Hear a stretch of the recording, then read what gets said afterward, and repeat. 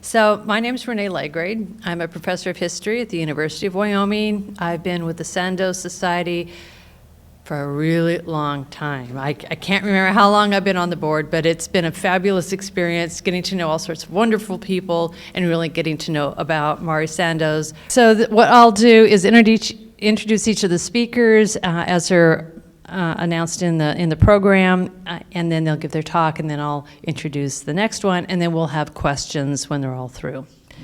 So I will begin. Our first speaker this morning is Jamison Wyatt. He's presenting his talk, which is up on the screen right now, Greenwich Village in Nebraska, Mari Sandoz, Bohemian Life on the Great Plains. Wyatt is a second-year MA student at the University of Nebraska with interests in both early 20th century literature and queer cultural history. His graduate thesis explores the contours of Mari Sandoz's sexuality and queerness shaped by the characters of her early fiction. Wyatt is also an editorial assistant at the Willa Cather Archive, where he works with a team of scholars to annotate an online edition of the letters of Willa Cather. The edition includes a 1931 letter Cather wrote to Sandoz, in which she thanks Sandoz for her praise of Shadows on the Rock. Wyatt has conducted his Stalking the Ghost of Mari Sandoz literary walking tours since 2014, and they're fabulous, and has served on the Mari Sandoz Heritage Society since 2016. So, Wyatt, welcome. Good morning.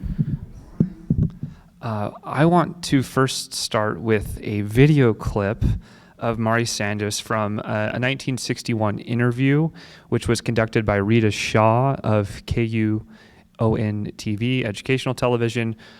This interview was recorded here on the University of Nebraska campus inside the Temple building just up the street.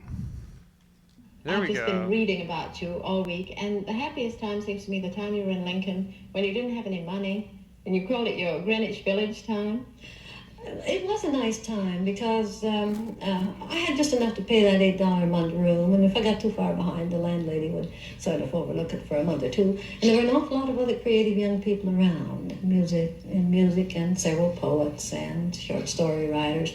And we did all the usual things. We carried the American Mercury around under our arms, and all that kind of thing. And we sneaked Ulysses and read Ulysses and things of that kind. So in case you couldn't hear the audio clearly, Sandoz is describing her time that she lived in Lincoln from 1919 to 1920, and she's acknowledging this as her Greenwich Village time, which is ironic because in 1961, at the time of this interview, Sandoz is living in the Greenwich Village in New York City. This is never actually articulated in the actual interview. But what I find so fascinating about this conversation that Sandoz is having with Rita Shaw is that she leans into this idea that she at one point in time had a Greenwich Village existence of sorts. And Greenwich Village, of course, is a loaded term, right? In the 1920s, in the 1930s, in 1961, at the time of this interview, Greenwich Village is a place that's associated with radical writers and artists and musicians, individuals who are challenging convention, right? Convention of art and form and style, but also convention of gender and sexuality. And for the 20 years that Sandoz lived in Lincoln, her Greenwich Village time, she too is challenging convention of gender and sexuality.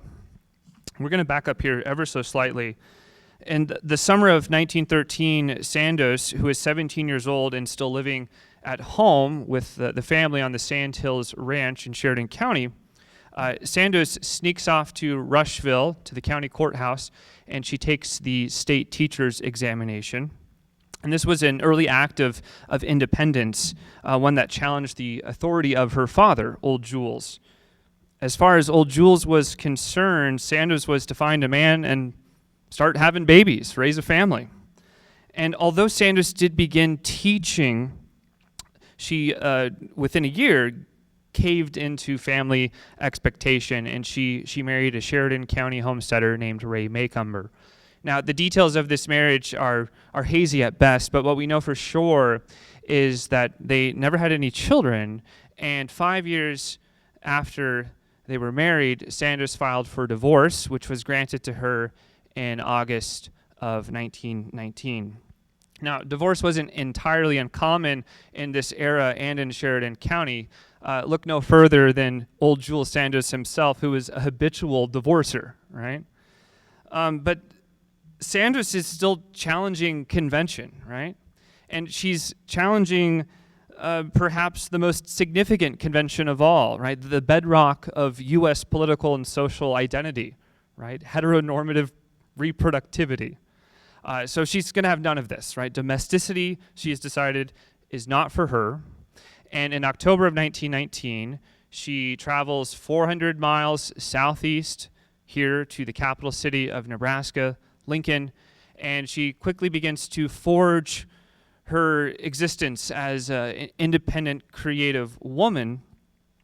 And at the same time, she is forming lasting relationships with queer spaces and queer art and queer people here in Lincoln. Now, living in Lincoln, Sandoz had various apartments throughout her 20 years in the city. I find this image here of the Baldwin Terrace to be particularly fascinating. If architecture could be defined as queer, I think this is it. It's just an unusual looking building. The Baldwin Terrace is where Sandoz lived in the summer of 1922, and this is a significant time period because this is when Sandoz was enrolling at the University of Nebraska. So she began summer coursework there in June of 1922. The following few years, Sandoz moved to 1226 J Street, which was a block and a half away from the state capitol. And these are images of the state capitol from the Mari Sandoz collection at the University of Nebraska Archives and Special Collections. Perhaps Sandoz took these images herself. They were taken from right in front of her apartment house. Right, we're looking there at the west side of the Capitol. And the Capitol itself is also another example of early 20th century queer architecture. I think the form of the tower speaks to that effect.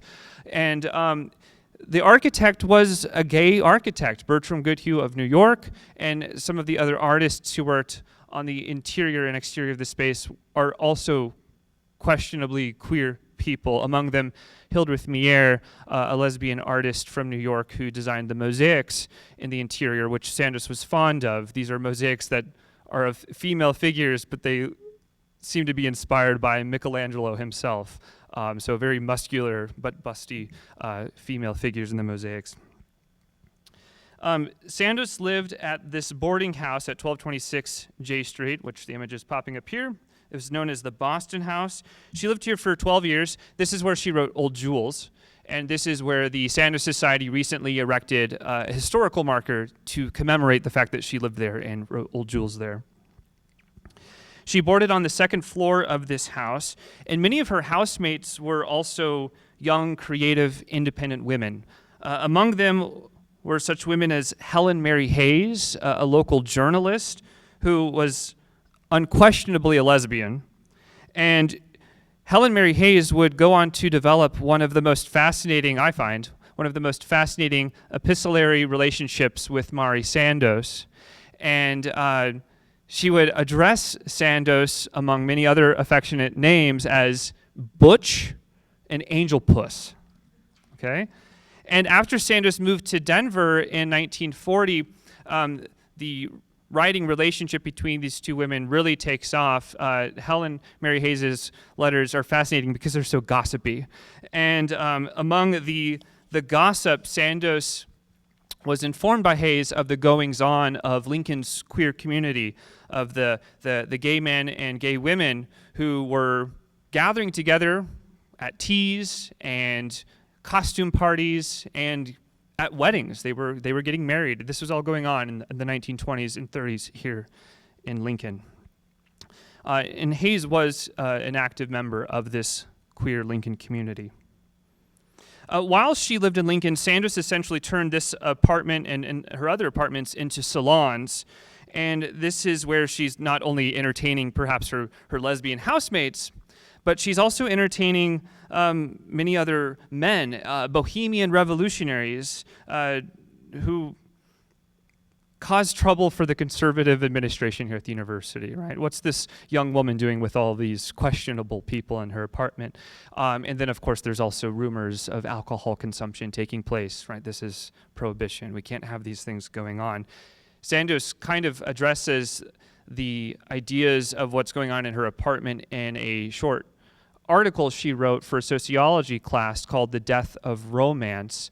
And it's talking about how romance is dead because people are just interested in doing crossword puzzles with one another and discussing politics in salon-like settings. And I think this is her sarcastic way to tell the university, nothing's going on that's too salacious in my gathering. So, butt out and mind your own business. Another favorite haunt for the Bohemian circle was at the Cornhusker Hotel in the Tasty Pastry. And we can see the Cornhusker there on the left-hand side of the image. The Tasty Pastry was essentially the coffee shop. This later becomes the teepee room, if any of you remember the teepee room era of the old Cornhusker Hotel. The Tasty Pastry was run by a pastry chef named Emmett Dobbs, a gay man who was the proclaimed queen mother of Lincoln's gay and lesbian community in the 1930s. So the Cornhusker Hotel was not only gay and lesbian friendly, but this was also a space that was air conditioned. It stayed open late until 1 o'clock in the morning, and during Prohibition, the Cornhusker was known to serve hard liquor to its clients and its patrons. In the Tasty Pastry, Sandoz had her favorite booth that she called her Agony Corner, and that's where she frequently typed her manuscripts, like the manuscripts of Old Jules. But that's also where friends would join her, smoke cigarettes, and discuss life, politics, and sociology, and psychology, and American Indians, and, of course, literature. And as Sandoz mentioned in the clip with Rita Shaw, we know that she was reading H.L. Mencken's American Mercury, and we know she was reading James Joyce's Ulysses, which was banned in the 1920s here in the United States and elsewhere. But these individuals were also reading the likes of Willa Cather, André Gide, D.H. Lawrence, and Virginia Woolf. Sandoz also paid particularly close attention to lesbian art form. In 1926, Sandoz became furious when the New York City moralists shut down the play The Captive, which was about a lesbian love affair. And later in 1930, Sandoz read a short novel about a lesbian farmer, which was written by a writer named Elizabeth Willis, and this was published in Scribner magazine.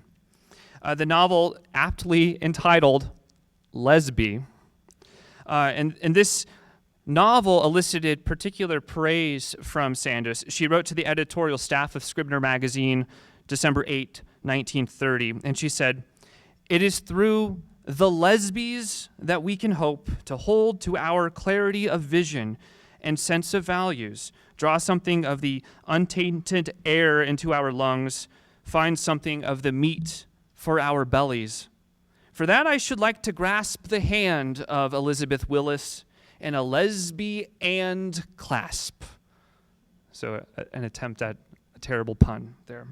So much of the literature Sandoz consumed was done so under the recommendation of her closest Lincoln confidant, a man named Melvin Vandenbark. This is the man, he'll pop up here in a second. There he is. Sandoz affectionately knew him as Van. In 1925, Van became an instructor in the English department at the university, and he developed an evening extension course on short story writing. And in Sandoz's unpublished biography, she described enrolling in this very first class of his. She says, "I signed up and will never forget the fidgety, nervous, yet confident young man who gathered the course together. I came from the he-man country of Old Jules, but I had seen delicate male schoolteacher types, except here was one of independent thought."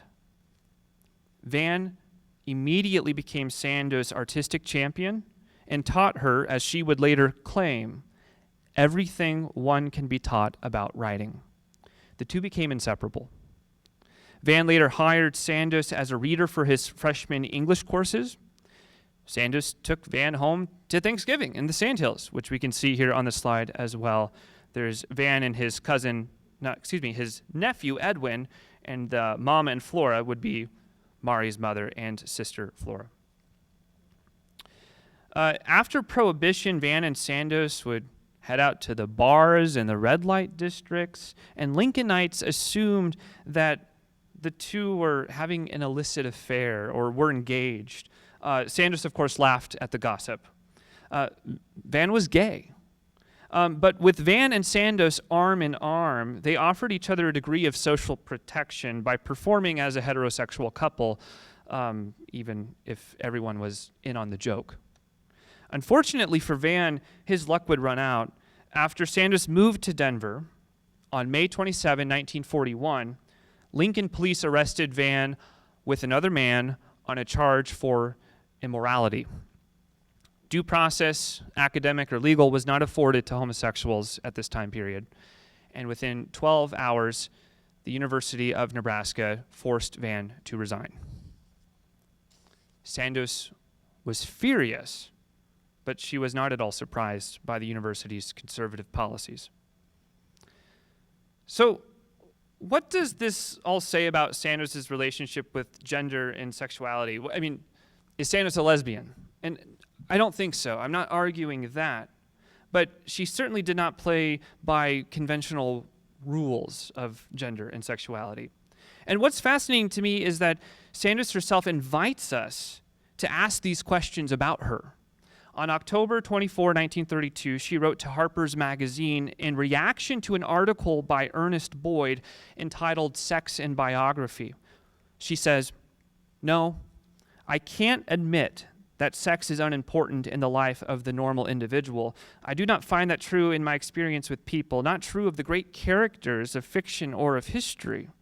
Not even the lives of the saints are free from sex. Surely anything that conditions the character or influences his destiny is not only pertinent, but essential in his biography, even if it is not more pathological than the normal producing of a son or a daughter.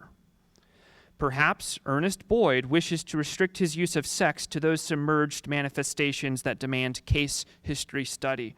Here I should have to depend upon the new voodoo of Freud, and his over-interpreters for my experiences with such people has been singularly limited. I suspect that my acquaintances now are abnormally normal. Then, too, I find that there is some rather prevalent disagreement as to what constitutes the normal in sex relations, depending upon the group one follows. Probably the solid ground lies somewhere between the muck of untrammeled animal lust, titillated by man's superior imagination, the arid sand of sex for premeditated procreation only, and the deep bogs of the psychoanalysts who propose to probe for us. Or it may even come to mean, as a learned professor once pointed out to his class, of which I was a member, that the most widespread and universal manifestation of sex is masturbation. So, my challenge for all of us today is simply to begin to rethink the dimensions of Sandoz's own biography. And in doing so, we will certainly profit from a new and enriched understanding of what we love most about Sandoz, her writing. Thank you.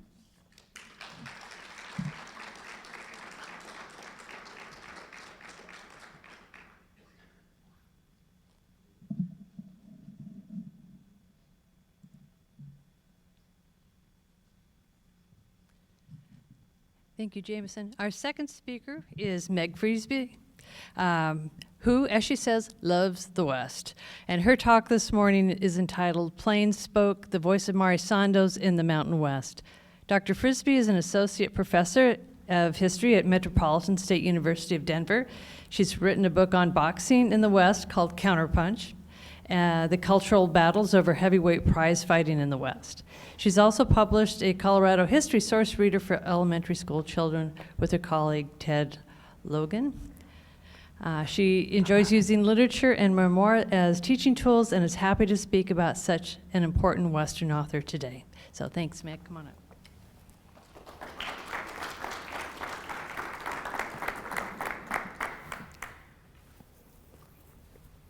Thank you so much for having me. It's a real pleasure to be here and meet new people and see old friends. This is just a lovely, lovely gathering, so thank you for making me a part of it. I'd also like to thank, before I start my presentation, board member Liesl Karch-Childers, who couldn't be here today, but put together my presentation basically for me. I had a vision. I wasn't smart enough to do it, but she, in her wisdom and digital history skills, was able to create this for me based on something that I thought would look good. So I hope that you enjoy this. In preparation thinking about Sandoz's time in Denver and in the Mountain West, I was really struck by how active she is. So very busy in so many spaces. And so my presentation today is broken down into space. It's a map-based, and if you'll see the blue pins, these are places she travels to be a speaker, so speaking in a professional capacity. We'll also have some green pins on the map. These are places that she mostly goes, I think, for leisure and enjoyment. And as I get into that portion, I want you to note that most of those are outdoor spaces. And then finally we have some orange and yellow pins. Those are in and around Denver itself, and these are where we find her both socializing, and as we've seen from Jamison's presentation, she's a very social person, and also where she's doing work in the city center. So I want us to think about the way that she and all of us have to use different voices in different spaces. So here we go here.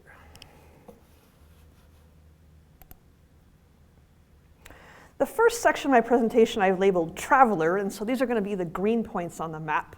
You'll see that I've stuck to the Rocky Mountain region, and we have a pin in the northern New Mexico area, and so I will talk about that. She moves to Denver and the Colorado area in, I think, roughly summer of 1940, so just after the publication of Capital City. And she will leave Denver in January of '43, just after the publication of Crazy Horse, if that gives you a time span to think about why she's here and what she's doing. So first, I'm going to tell you, I think she travels to find research. Obviously, this is why she moves to Denver, but also to find the voice of her subjects.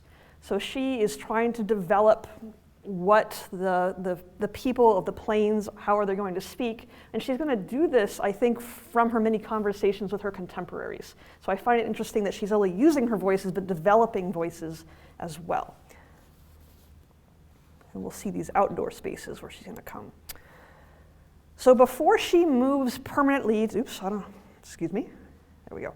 Before she moves permanently or semi-permanently to Denver, she will visit Estes Park in the summers of '36 and '37. She goes to Estes Park, which I'm going to move the map just slightly so you can see where it is. Here she is in Estes, and we're going to move over. You can see Fort Collins and Boulder, and Denver's just going to be to the south of that, if that gives you a sense of where Estes is.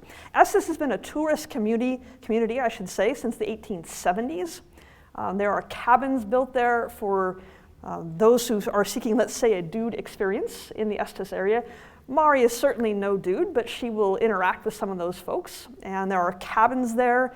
And by 1915, Rocky Mountain National Park is created, and Estes is a village that's kind of an entryway to the park. So we do have a pretty wide set of tourists, but also artists have come there, and she participates in activities with them. But as the local newspaper notes, she lives apart from the community. She's there to write, but they're pleased to say she's very friendly when she comes into town. When Sandoz moves to Denver, the Estes newspaper very happily reports that she has become a Colorado resident and how wonderful she is. A well-known summer resident of Estes has now moved to Denver, so she becomes a point of pride for that community as well. And they also note that Mari has called Colorado a friendly state, and that's one of the other themes of this talk, is the idea of friendly. Sometimes things can be too friendly. Sometimes things can lead us astray. But she is pleased to be there. So she is in a healthy space, I think, for her in Colorado before she moves, and Estes is symbolic of that. We've now moved down our map to northern New Mexico. She reports before moving to Denver that she and friends have gone to visit Pueblo villages and cliff dwellings. And perhaps some of you Sandoz scholars among us can be more specific about this, but my guess is that she and her friends have gone to visit Bandelier National Monument. Bandelier is well known for its cliff dwellings, its preserved areas, and during the 1930s, the Civilian Conservation Corps had begun building infrastructure around Bandelier to give it access roads. And the WPA, the Works Progress Administration, is actively advertising these spaces. So here you're looking at the Bandelier poster that comes out. This is one of 14 National Monument posters that the government is creating. My other guess as to why she and her friends may have gone to Bandelier is that Taos is very nearby, so I'm going to move the map just a little bit and get it up there. I don't want to take it too far off. But Taos has an established artist community by the 1920s, literature, writers, Mabel Dodge Lujan and her people, and so I suspect there may be some connection there, and that might be something to explore. But again, we have another outdoor space where travel and leisure and comfort seem to be part of the order for her there. So maybe perhaps a relaxing environment away from Nebraska and Lincoln and its stresses. And I know many of you are familiar with this other space.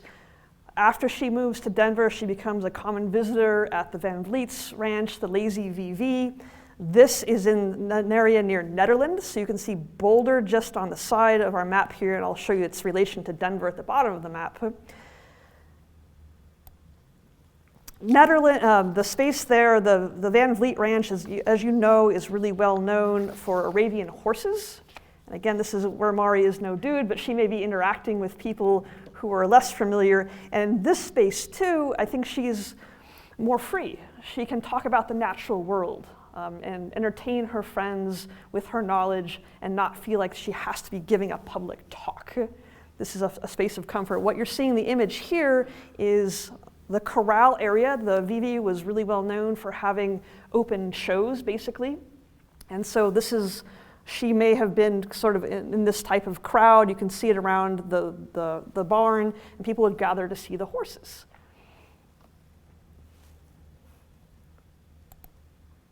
Of course, there are many fine pictures of Ms. Sandoz being obviously very comfortable with animals and the outdoors again. So this is part of the joy and comfort. I would point out the Nederland Ranch is 18,000 acres, so the VV is 18,000, somewhat larger than a Kincaid, although I think pretty easy to navigate.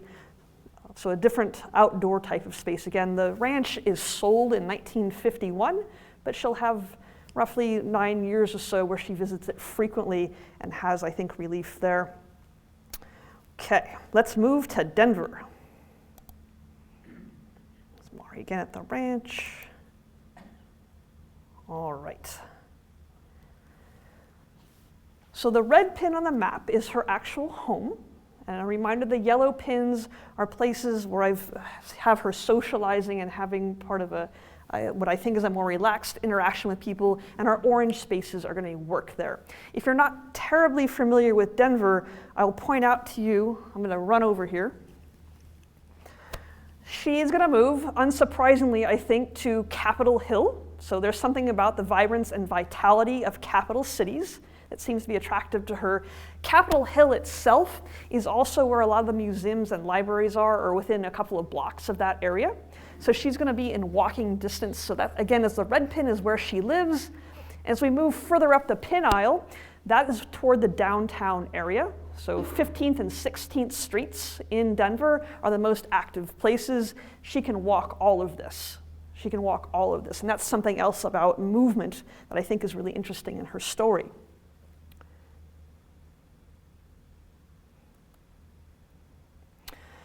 This is an overview of Denver taken in 1954. So it's a little after, but I want you to get a sense of the area. On our map here, I'm not going to reach too far up, but there is her home. There's a yellow pin just above that, and the green space just above the yellow pin is called Civic Center. In that space, we have the Capitol Dome on one end, on the east end of the kind of park structure, and we have a civic building on the west end.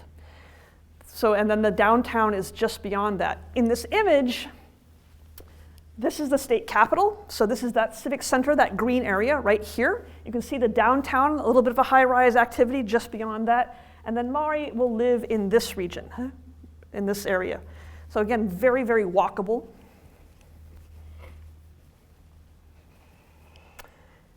I would point out, as thinking about Jamison's talk, in 1940, the population of Lincoln is about 80,000 people or so. The population of Denver in 1940 is over 320,000. So it's significantly larger, and Denver will grow in the 1940s because of the war. There are going to be all kinds of armaments facilities in the area, in the region, drawing people in, more and more federal activity. So this is a much more federally oriented place. And the money and the people there are going to make it look different because of that, but still she's going to find her community pretty quickly. So urban escape. So this is the Denver. Let's get to our Capitol Hill.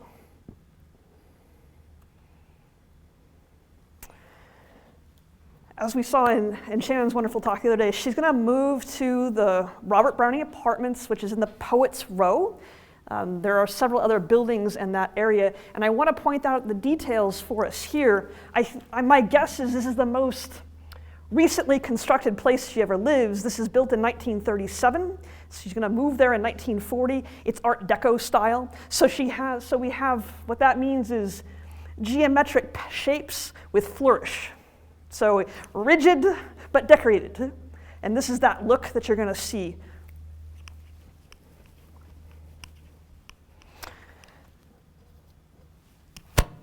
I was pretty excited to find out that she had decided to put a telephone in that building, in her apartment building, to get a sense of that vitality and the new friendship. And then by April of 1941, she has to have it disconnected. Because Denver is devilishly friendly. And I love this phrase, is what she says.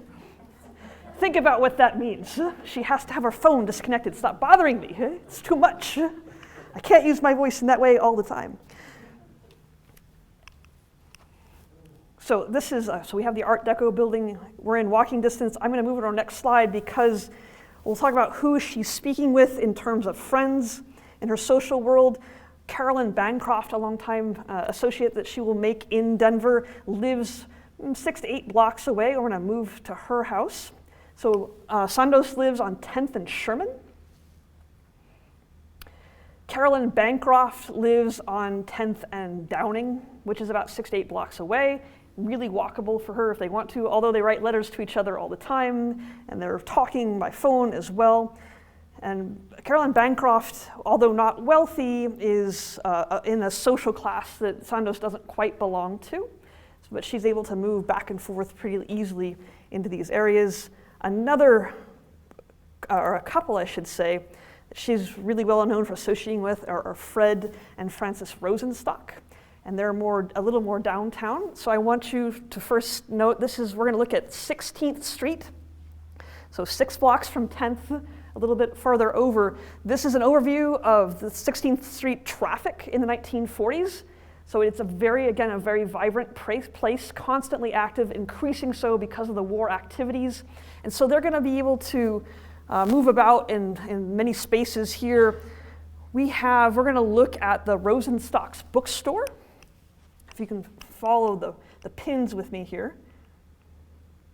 So we're going to move down by today's Hard Rock Cafe, which is no longer there. Rosenstock's Bargain Books. Fred Rosenstock was an Austrian-born man who emigrated to the United States as a young person. He is on a train to California in the 1920s. He has to get off the train in Denver because he's lost his eyeglasses. He goes to get replacements for his eyeglasses, and he looks around and says, "Denver's for me. I'm staying." And he establishes this iconic bookstore, Bargain Books. And so we know that Sandoz will go and visit the Bargain Books, and these are the books that could have been on display in 1940, 1941 that she had published thus far. Although she's probably more of a browser, what would happen is the Rosenstocks might close the facility, then follow the pins. They could, and likely did, go very nearby to the YWCA cafeteria for some affordable eating. Want to get a sense of food at this time period.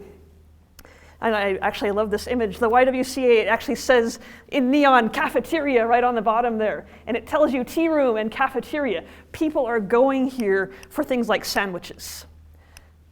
It may cost probably 25 cents or so for a basic sandwich at this time at a place like this. A dinner closer to, let's say, 60 cents would be a higher level of meal. Probably this is where they're eating, if they're eating out. And I was charmed by Helen Stauffer's book. She mentions the Golden Lantern in that book as a restaurant, so I wanted to show you the differences that, so you can see YWCA right in walking distance, Civic Center at the bottom of our map there to help you orient. The Golden Lantern is also very close by, so I thought I'd dig into that a little bit. Blue Ribbon Steaks, the steakhouse of the West. It is a well-known establishment. It's very unlikely that Sandoz and her party are going to a place like this very often, but you can see it's in the neighborhood. A steak dinner at this time would be more in the range of $1.50 or so probably pretty far out of the realm of possibility, but this is the world in which they live, in which they interact. They have options all within the walking world. It's for you.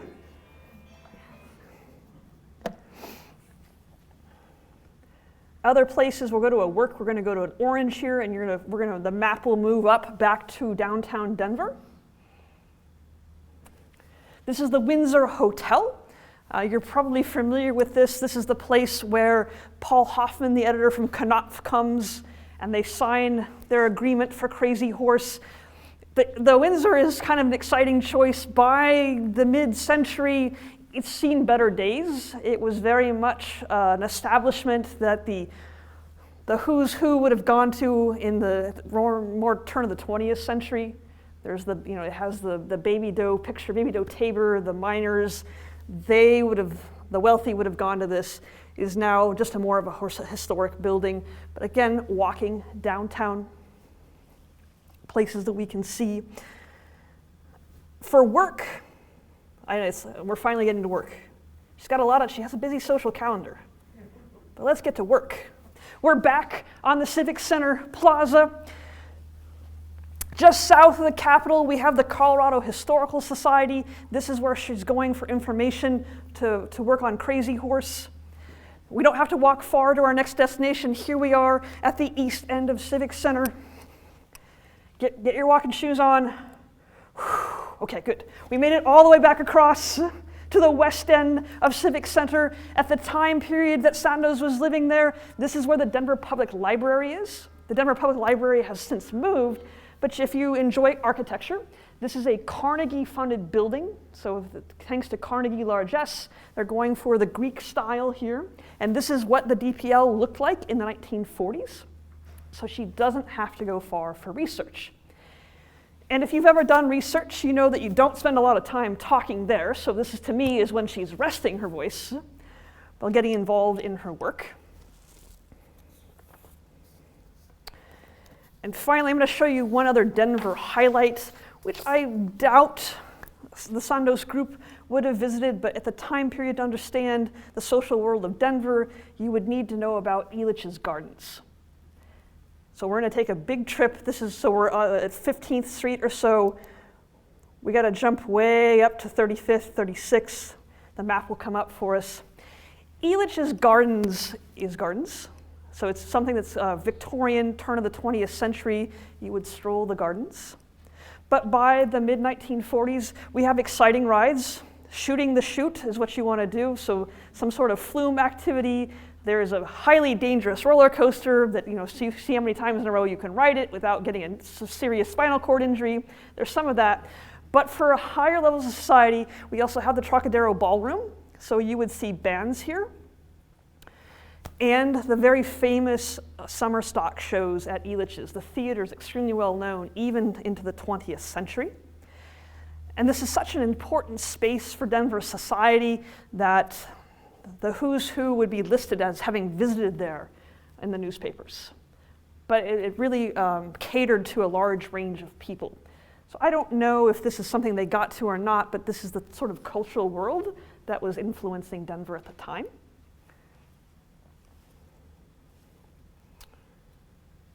Okay, great. And I want to point out too, I think, as Jamison again has shown us, in her social world, she's beloved as a conversationalist. She is engaged and interested in so many different kinds of subjects. And in public, when she becomes a public speaker, she's going to be known for sharing her life and experiences. So I see more of a back and forth with her friends, but more of a direct speaking as she's meeting new and broader audiences. And this is something that happens in Denver, is this growing adoration of audience. So our blue pins are where just a selection of where she's doing public speaking. There are many, many more pins we could put on this map, but I want you to see how she's moving up and down in Colorado. Center is Denver. Down here is Colorado Springs. And into the north, we're going to go to Greeley, which is a farm community, and we're going to go over to Fort Collins. So up and down today's I-25. By the time she gets to the Mountain West, Denver, she's much in demand as a public speaker. And she uses her voice to speak on her writing process, her work, and her pioneer experience. As one report put it, she lived Western history in the raw.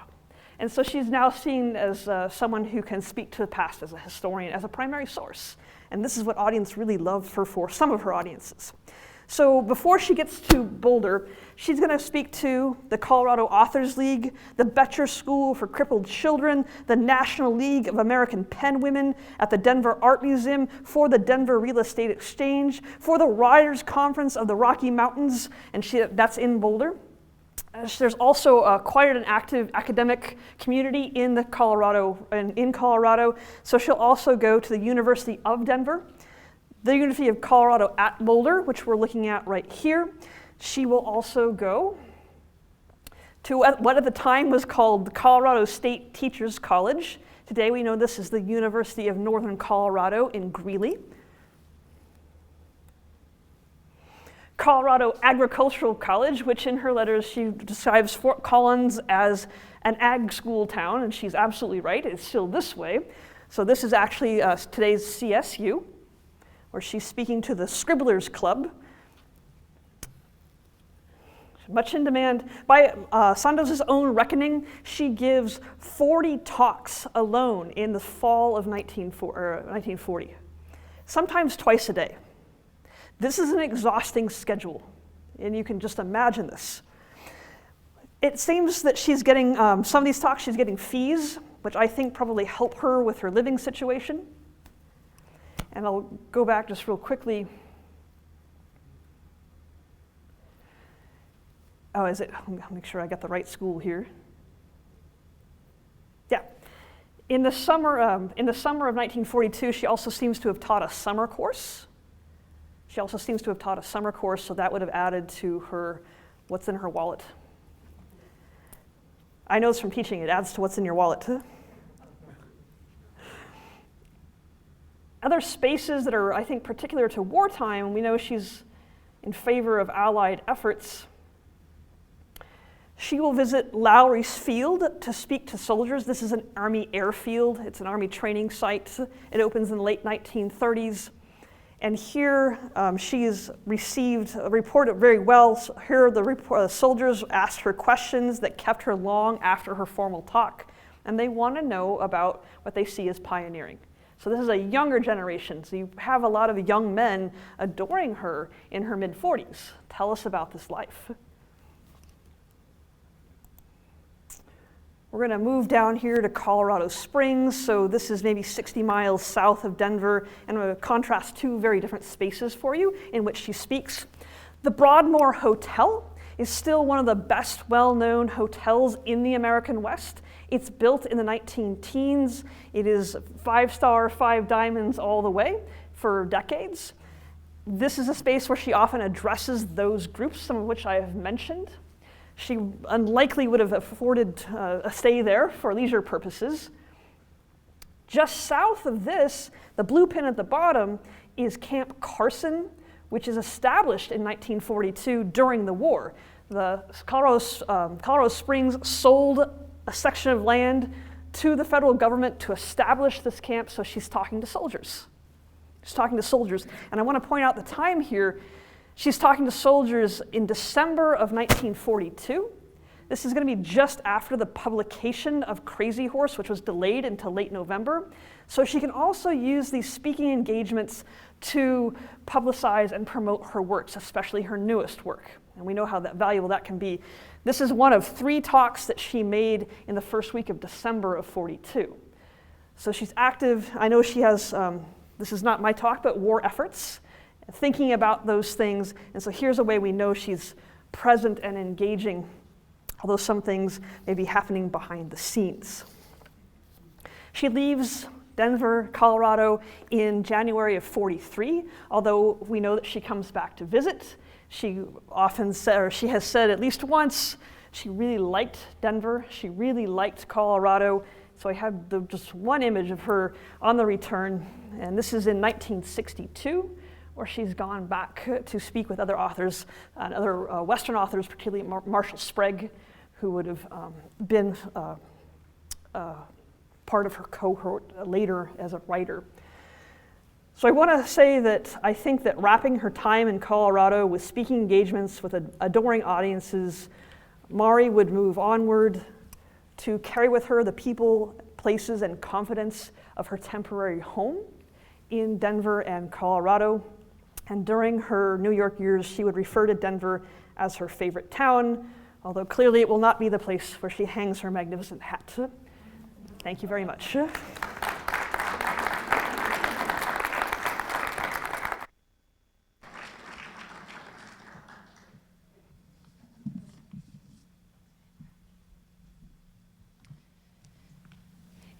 Dr. Elaine Marie Nelson is going to be rounding out our panel this morning with her presentation, From the Sandhills to the City, Mari Sandoz, Western Writing and New York Living.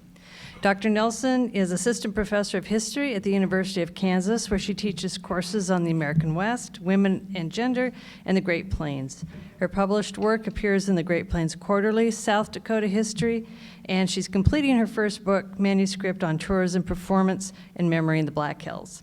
Nelson has presented her work at several professional conferences and received fellowships and grants for her work from the Andrew Mellon Foundation, Newberry Library and Huntington Library, Buffalo Bill Historical Center, American Heritage Center, Charles Rudd Center, and the American Philosophical Society. Kudos. She's also the executive director of the Western History Association, a position she's held brilliantly since 2017. So welcome, Elaine.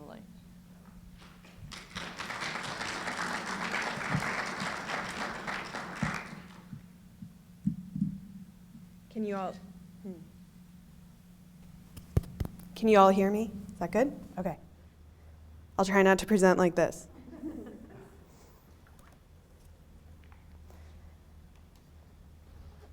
Clicker. Oh, here it is. Got it. All right. Thank you, Renée, for that introduction. And thank you once again to the Sandoz Society for inviting me to do a talk. I'm always happy to be with this crowd. It's one of my favorite times of year. Last year, I was so sad to not be surrounded by the brilliant people who attend this every year, and I feel energized to be back in this space, so I'm excited to be here. My talk today is From the Sandhills to the City, Mari Sandoz, Western Writing and New York Living. And it's kind of perfect. Jamison and Meg did a great job setting this up, so I'm just going to move her right on into New York, and we're going to kind of talk about some of the things that she experienced there. So in the final weeks of her life, Mari Sandoz waited for the page proofs and index for The Battle of the Little Bighorn, which was the last book that she published. Her body and energy were warped by cancer, but Sandoz tried to fill her time with friends and some outings in her home in New York City, at least as much as her health would allow. In February of 1966, she met with David Lowe, who was the associate editor of the of American Heritage magazine. The two had traveled in the same circle of New York publishing and journalist friends, but never met in person. So he heard that she was seriously ill, and he arranged for a meeting. And he recalls later in a piece that he wrote, walking to her Hudson Street apartment and thought it an appropriate home for a Western writer. Quote, he wrote, "For Hudson Street is about as far west as you can go in New York without falling into the river." Sandoz welcomed Lowe into her apartment, and in a matter of minutes, they began discussing their, quote, mutual experiences in the Midwest, like two natives of a foreign land who unexpectedly meet in a foreign country.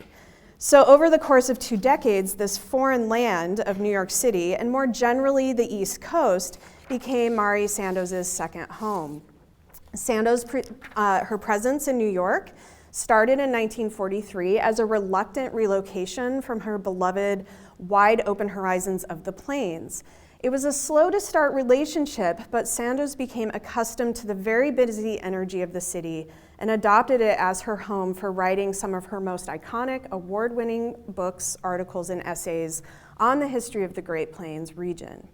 Sandoz's vocal distaste for the institutional power of the urban East leaves the impression that she despised her residence there, but this interpretation doesn't capture fully the picture of how Sandoz's life in New York and her proximity to archives in Washington, D.C. were crucial to her flourishing literary career. So from the Sandhills, Mari Sandoz, of course, as you know, is one of Nebraska's literary giants. Her work spanned 3 decades, made tremendous contributions to the history of the American West, Great Plains studies, Native American and Indigenous peoples. From a young age, Sandoz was inspired by the history that surrounded her in the rolling hills of the Niobrara River Valley and the Sandhills of Nebraska. The topics and people transformed by conflicts in this land contributed to Sandoz's worldview that challenged the celebratory overtones of America's Western expansion and colonization that in her time was so evident in US historical scholarship. Yet many academic historians did not appreciate her invented dialogue, quote unquote, and discredited her work as lacking proper citations for evidence. And as you know, she will go back at them with those kinds of things. Regardless, Sandoz's accessible writing style and popularity with the general public, scholars, historians, and graduate students pushed her reputation beyond the shadows of a white male-dominated academy. As a result, Sandoz's career flourished and carried her from the Sandhills to New York City, to the hub of publishers, literary agents, and editors that she surrounded herself with. In 1943, right on the heels of her life in Denver, Sandoz traveled east. She took a deep dive into her research as well as sort of being involved in home front propaganda work during World War II. In her mind, she was either going to move to Washington or New York. She selected New York because, as she said, it would be less crowded, which is a surprise. Maybe less crowded in terms of politics. After a comical real estate tour with German women who did not allow Sandoz to try the hot water in an apartment on West 75th Street, but did let her glance at a large colored picture of Hitler in the bathroom, she settled on the 4th floor of an apartment at 23 Barrow Street in Greenwich Village. They were trying to get her to live outside of Greenwich Village, but she really oriented towards Greenwich Village. It was a very attractive scene to her. She recalled the place was full of dust, and there were 3 long front windows, though, and a fireplace that worked. The wall was, quote, cut into panels of faded pink with huge red roses wreathing each panel. Hand-painted roses. Quite honestly, she thought the apartment looked, quote, like a deserted love nest. The landlord reluctantly said he would paint it and lease it, and a few weeks later, when someone arrived to turn on the gas, he impatiently grunted with the fixtures before saying, "They ain't been used since the last double murder in here." Sandoz mused about this bit of information. Most women probably ran screaming, but instead, she went around and looked for bloodstains to try and think, if I can find these bloodstains, I will show my friends these. She even went into the bathroom and thought, now, if it happened in the bathroom, there's not enough room in the bathroom to swing anything, so she was like, it didn't happen in here, I bet it happened out here. After no such luck, though, she concluded that the blood may have blended into the pink paneling and the roses and were now long gone under that fresh coat of paint.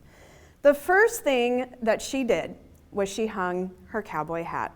A reminder, quote, in moments of anger and disgust with the East, that there was another country and another people. Sandoz also then hung a Sioux painting and a wall-sized map that she had worked on for 20 years, which was the mapping of movements of Plains tribes. This is what covered her walls. And as you can see right up here, I think that's the cowboy hat that she hangs. I don't think that she'd be hanging multiple cowboy hats, but this is her apartment at Barrow Street, and this is a picture of her as she's reading proofs for the cattlemen. On Barrow Street, Sandoz enjoyed the close-knit community among the tenants. On more than one occasion, she visited her neighbors below who held several parties with people from the business world, film, media, television, radio, fashion. She played her one parlor trick of fortune-telling, and she let party guests assume that she was part of the paid entertainment. She enjoyed her fortunes, which she said she kept light and amusing. Can you imagine getting your fortune told by Mari Sandoz? It could go in any direction. After she watched the world around her change for over 15 years on Barrow Street, Sandoz relocated to a nearby apartment at 422 Hudson Street for more space. And as you heard Shannon talk about yesterday, there had been a fire there. So this idea of more security was also very attractive to her. This is actually the portrait that Jamison showed on his last slide, and this is the writer by her neighbor and friend from Nebraska, from Lincoln, Louise Austin. And it hung in this apartment, and it hung also in Hudson, but I don't have a picture of it hanging in Hudson. So when Sandoz relocated to Hudson Street, she had tall west-facing windows that filled her workspace with light. Multiple closets stored her research, and she even had access to additional storage in the building's basement. The walls displayed a few pieces of art, posters, and her large map of native trails and camps. Books, memorabilia, typewriters, and awards filled her tables and shelves. And these are very similar to, if not the same images that Shannon showed yesterday of what Caroline came across when they had to clean out her apartment. A reporter for the New York Times commented that large and small cabinets were overflowing into the kitchens and closets. And another colleague who visited her there observed that the room was filled with, quote, an air of mid-America directness, which is a quote I just love. This is a picture of Sandoz holding, today, Western Writers of America calls it the Owen Wister Award, but this was the Saddleman Award, and this was really very close to when she died in 1966, either the photos from 65 or 66. But of course, the pictures that I love are the ones where you can look behind her. I mean, I love looking at her, but I always love looking at what else is in the scene with her because it is crammed full of stuff. And of course here, another iconic image, but I'll invite you to kind of look behind her in the nooks and crannies. When she was in New York City, Sandoz was writing. So it's a little different. She still got out in New York City, and I'll talk about that. But I think that she didn't want her phone ringing in New York City. It was in the Village that she buried herself in work. She wrote draft after draft of some of her most famous books about the American West. Her writing paid the bills and also supported her travels, as each year she looked forward to swapping the city for the plains and took an escape out to the West for book signings, speaking engagements, and research trips. But she relied heavily on New York as the place where she wrote and worked with publishers.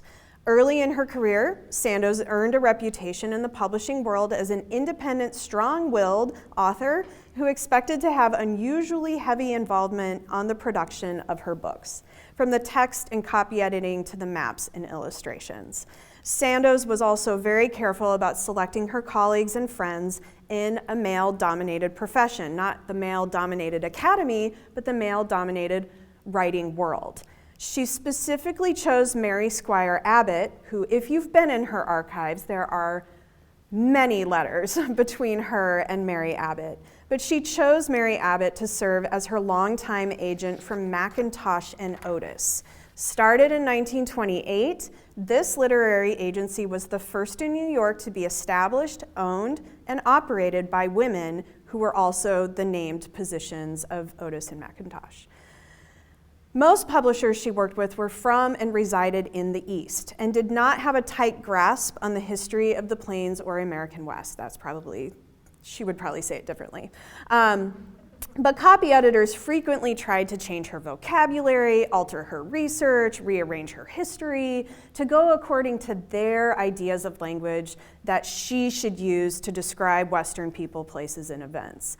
But Sandoz vehemently responded to these actions. Her passion for authenticity influenced how combative Sandoz became in her back and forth dialogue with copy editors and publishers. Bruce Nichol, a friend of hers and also the director of the University of Nebraska Press, said to her in one of his letters to her after she had complained about this on many occasions, "I often wonder why you don't tell those characters in New York to go fly a kite." Sandoz honestly initially contemplated moving to Washington, D.C. to make it her home base for her writing career. The nation's capital was a main hub for storage of government-related historical documents, so it would have also made sense for her to maybe have a residence in D.C. But proximity to the publishers in New York took priority over potential closeness to her sources. However, over the years, she traveled frequently back and forth to D.C. for events, to listen to congressional testimonies, and for research.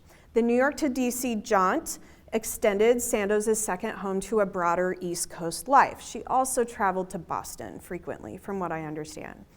And like New York's publishing pipeline, the bait and switch movement of historical documents and files in the DC archives proved major frustration to Sandoz's writing process. As the summer of 1964 passed, Sandoz liberated old research notes to focus solely on writing for the Little Bighorn book. She recalled a gap in her files from 1937 to 1938, because how many of us could actually think, 30 years back there was some gap in the notes I was taking? Only Sandoz would remember that. So this was the year, in 37-38, she visited Washington, D.C. to study the Adjutant General Office's AGO records held in the Department of Interior Storage, known as Haley's Garage, on Virginia Avenue. There weren't fancy archives back then, everybody. There were garages and basement storages. Sandoz mentioned these files several times in her letters to other authors, explaining much of the personal material on Custer and other individuals came from the piles and bales of records from the dismantled frontier posts gathered over on Virginia Avenue. And I don't have an image of Haley's Garage. I would love to find one. I'm sure there's one in the National Archives. But this is actually the building of the National Archives of today. So the National Archives, eventually, these files were classified when they were moved to the National Archives. And the archives were created by Congress in 1934. And the building is kind of started in 1935, or 31 to 35, and then I think it opens for business officially in 37-38. So even though Sandoz possessed detailed reference to these files in the card catalog that Shannon talked about yesterday, with dates, locations, and document numbers recorded, their location and accessibility completely changed when the National Archives building opened in 1937. So she wrote, "I've not been able to get another look at much of this. I was told, as others were, no such material can be located." So she's trying to go back to this time and find these gaps in files. But because everything has moved to the archives, she can't find where things are. She hoped that, quote, and she's writing this in the 60s, that the Moss subcommittee is bringing out what happened to this material and much that I'm certain I never saw, material that none of us know anything about. Now, Sandoz's Moss subcommittee comment references the 1955 change to investigate government agencies suspected of withholding documents from those who are entitled to receive it. That's in quotes. This included journalists, television broadcasters, reporters, and, quote, trained and qualified research experts such as historians. From her apartment on Hudson Street, Sandoz coordinated a hunt for the missing files, and she went on this massive letter writing campaign. She warned archivists at the National Archives, quote, "I plan to come to the archives in about 2 weeks. By that time, I expect word from you that the requested material is now available. Signed, Impatiently." Her letter received a response indicating that the materials were all of a sudden found in the quartermaster files. So in August 1964, Sandoz writes to her editor of the Bighorn manuscript, excited, and she writes, "At last, after many years of insistence, I managed to get the War Records Department at the National Archives to admit that the files from which I took notes in 37-38 exist, and I can take another more comprehensive look into the material on the Custer battle." So this was her goal. But Sandoz arrives. She learned that the certain records in the AGO files were still missing. She predicted that in their move to the new National Archives building, many of the loose papers were bowdlerized during the microfilming process. Now, this image that I have up here is not of Haley's garage, but it's an example of the movement of stuff that took place when the National Archives building opened. These are specifically BIA records that were in a basement storage, right? This is all basement and garage storage in DC, of the Hurley Wright building in DC. And so she's actually corresponding in the 30s, 40s with some of the archivists, Oliver Holmes is one example, who are in charge of creating the cataloging for all these government docs. So all the government docs that we access today comes from the origin story of this organizing of the National Archives. So these were brilliant people coming to the archives and creating a catalog system. And one of the first things they did was move the BIA files. And so this could have been stuff she was looking for, but the BIA didn't exist when she was in the time period that she was doing research. So those would have been War Department records. So where did the War Department write? Those were at Haley's garage. So it's just a mishmash of movements of stuff. A year later, the chief archivist replied to her, after she expressed much disappointment, that they worked to relocate the records they discovered in several basement and storage facilities, such as Haley's garage, in the late 1930s, as these were, quote, large quantities of the older records that were adjudged to have permanent research value. Subsequently, the archivist wrote, "It is probable that many other records of merely temporary administrative usefulness that were maintained at such agent storage facilities were later disposed of with congressional authority." So, files and files and files of things that someone decided were not useful, which we as historians are like, what? It's all useful, were gone forever. The chase filtered into Sandoz's frustration over the politicization of government institutions that kept writers from her from telling more complete stories of America's past. Frustrated by the chief archivist of the Army and Navy brand of the National Archives was unable to produce these materials during her 1964 trip from New York to the archives in DC, Sandoz gave up. And she accepted that she wrote the files were, quote, no longer available.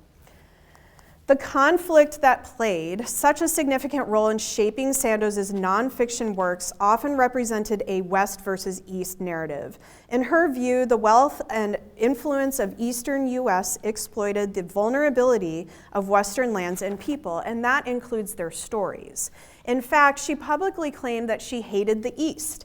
In a letter to the editor of the Journal Star, Lincoln Journal Star in 1960, she wrote to quickly correct a Denver paper that quoted her as saying, "I hate Eastern Nebraska." So here we have the overlap of Lincoln, Denver, and New York. It's amazing.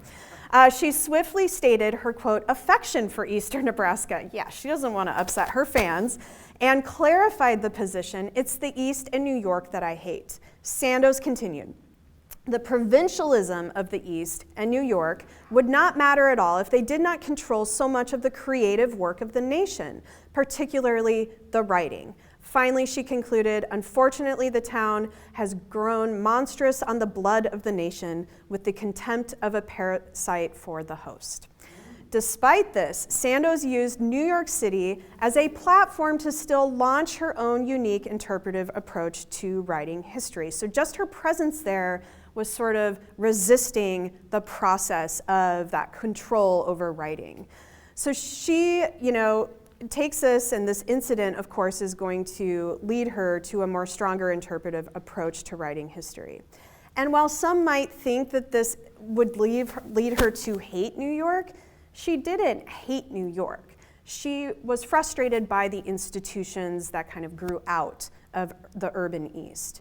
So in reality, Sandoz did well in New York City. She flourished in a scene that supported writing and the arts. She had several friends. As much as I can tell, I did very little research behind this. Mel Kritzler, I believe, was a politician in New York City, to kind of give you an idea. Sylvester Vigilante, she went to writers' festivals, she gave talks there. But he was actually the head archivist of special collections at the New York Public Library. So you can kind of see the world that she is in, even sort of in Greenwich Village, but outside of Greenwich Village as well. There were many endearing qualities of New York City that Sandoz enjoyed. She took breaks to explore it with newfound friends. She took a lot of walks. I think this was her socializing time. She also spent a lot of time at cafes, but I noticed in her letters it was, let's take a walk, that was part of her social world at that time, because walking forced her to get out of her house, take a break from writing. She would have been brilliant in a pandemic. She would have been fine, but she would have still insisted on her walks. The party scene, or the sort of social scene in Greenwich Village, was energizing, and you can kind of just think about it. In 1943, she is going to be different in 1943 than she is in 1963. A 20-year time difference is quite a lot as I'm getting older and understanding this. But she, entered Greenwich Village at a very energetic time in this part of the city. The party scene spilled into the streets of the village. She was mere blocks from the multiple early morning musician jam sessions. The first Circle in the Square Theater building right down here eventually is going to be known as a really popular off-Broadway theater, but the first location was in Greenwich Village. And of course, Cafe Society was down the block from both of her apartments, and this was the first racially integrated nightclub in New York City when it opened in 1938. Sandoz was also a stone's throw away from Eleanor Roosevelt's Greenwich Village home near Washington Square. When Mrs. Roosevelt arrived on occasion, she always attracted the town. One morning, Sandoz walked to the square for, quote, a little sense of space, a little open sky to ease my homesickness for the plains, she wrote. And there she watched Mrs. Roosevelt walk their Scotty dog, Fala, as if it was just the most normal morning that she could have enjoyed. Sandoz faced numerous health challenges that impacted her New York life. Less than a year after her hunt for the missing files, she underwent a mastectomy and learned that she had bone cancer. Sandoz's niece, Marianne Anderson, who was 26 years old, in March of 1965, received a request to provide aid to her Aunt Mari in the hospital, and Shannon talked about that a little bit yesterday as well. Sandoz's sister Caroline and Nebraska Governor Frank Morrison placed considerable pressure on the New York City buildings commissioners, urging them to rezone Sandoz's Greenwich Village apartment for her niece Marianne to take up residence there. Sandoz accepted with her illness, forced her to be a desk writer like everybody else, but refused the idea that she needed a nurse. She didn't need a nurse, she needed a writing assistant. She needed someone who would type. So while propped up in her hospital bed in 1965, Sandoz carefully proofread all her manuscript drafts for the Bighorn manuscript. She sliced and diced each page with editorial corrections and handed them to her niece every morning. When she arrived at the hospital, her niece would take them back to the apartment, type them up, repeat, repeat, repeat. Out of the hospital later in the spring of 1965, Sandoz worked feverishly to complete the Bighorn manuscript, prepare maps, and edit the index. And she was no less of a helicopter writer to her editors, towards the very end of her life as she was in the early parts of her life. She still demanded to see every single galley proof or proof page. When he visited her in late February of 1966, David Lowe and Sandoz had an evening out that lasted several hours. She talked about art, literature, politics, war, and the environment. She expressed strong frustration about the Vietnam War and the nation's environmental policies. When they returned from dinner in the village, Sandoz also spoke about her father and childhood on a Nebraska homestead. In her Hudson apartment, she showed Lowe a row of metal filing cases that represented years of research for her manuscript on the Battle of the Little Bighorn. Now, this is about 3 weeks before she died, that she's out in Greenwich with this individual, but they come back to the apartment. And David Lowe writes, quote, "She drew my attention to them with the pride of a farmer showing his bursting barns in autumn. Lowe almost forgot that she was battling cancer in that moment until later in the evening she got up, excused herself, hurried into the bathroom, and he said, I knew that she had gone to take something to kill the terrible pain, and the pain which would grow worse and worse until it at last would kill itself." "I'm so glad you came," Sandoz told Lowe as he stood up to leave her in peace for the remainder of the evening. And before Lowe looked back over the apartment to take in the memorabilia of a great historian, which you can see in this incredible photo, and imagine the land outside her windows, beyond the city, thinking, stretching to the west, New York, Ohio, Indiana, Illinois, Iowa, and Nebraska. No matter where she lived, how lucky any region was to have had such a wise and such a capable interpreter. Thank you.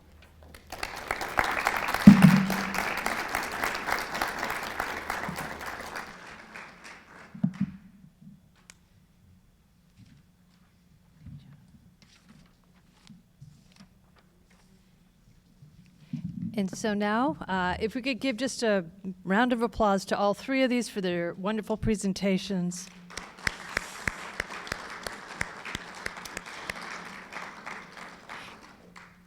And we'll take questions if you have questions for any one of them. And I think I can. No questions? Oh, come on. You're not done. So, well, I have a few comments I'd like to make. First of all, I really appreciate how all three of them have taken a really fresh look at Mari Sandoz by placing her in places and exploring her movements and giving some context to where she was, what was going on in the country, in the world at the time that she was doing her writing. For example, I mean, Jamison, I loved your stories about her and her relationships with subversive people.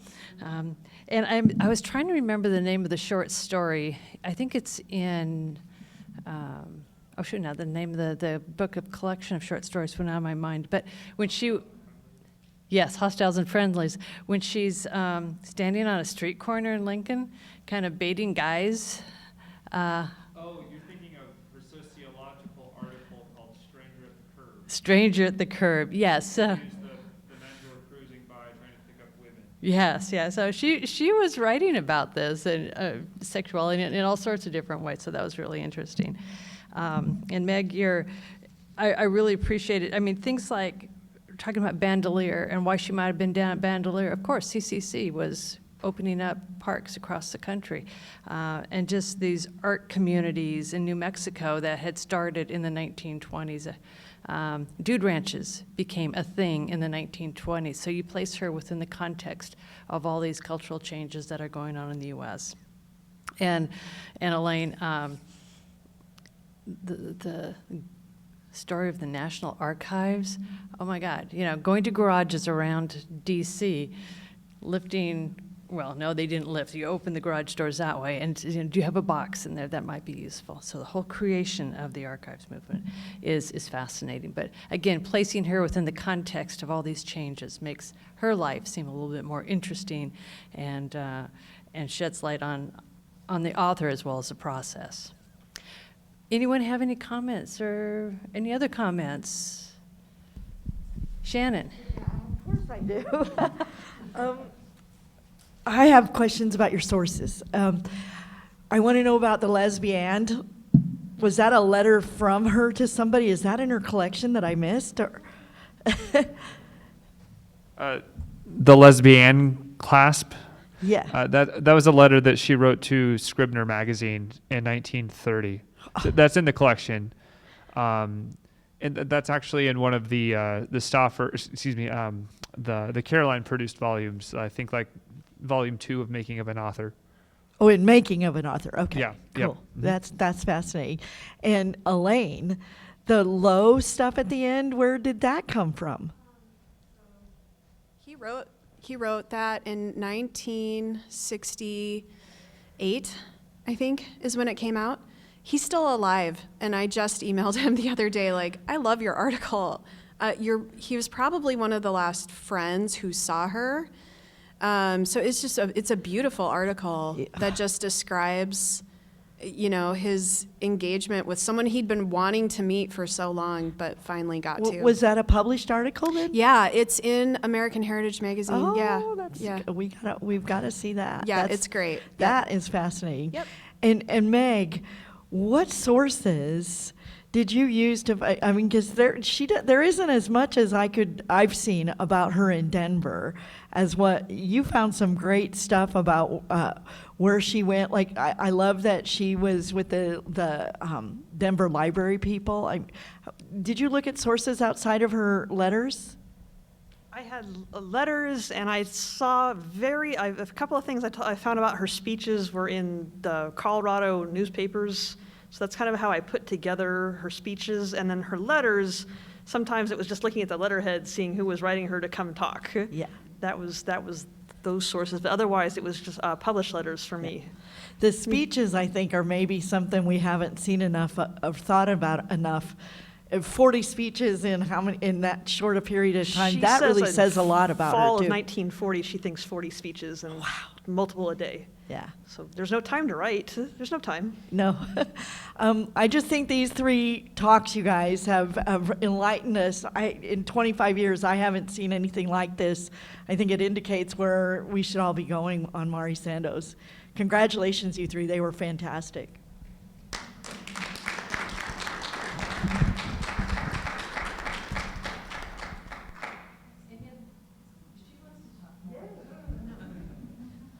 I wanted to put this in my talk, but I kept forgetting. I don't know if anyone knew, but I didn't know this until one of my former professors at University of New Mexico showed me a signed copy of Battle of the Little Bighorn, signed by Mari. How is that possible? It came out after she died. They brought in, I think, 200, so we read I have a picture of this, but I don't have it with me. We read the inscription inside. The publishers, would have been Lippincott, I believe, brought, I think, 200 title pages for her to sign. And those were then bound within special copies of the book when the book came out. Those are floating around, and they're on eBay for like a lot of money. I asked Paul Hutton if I could have the one that he has when he dies. So I'll have one eventually.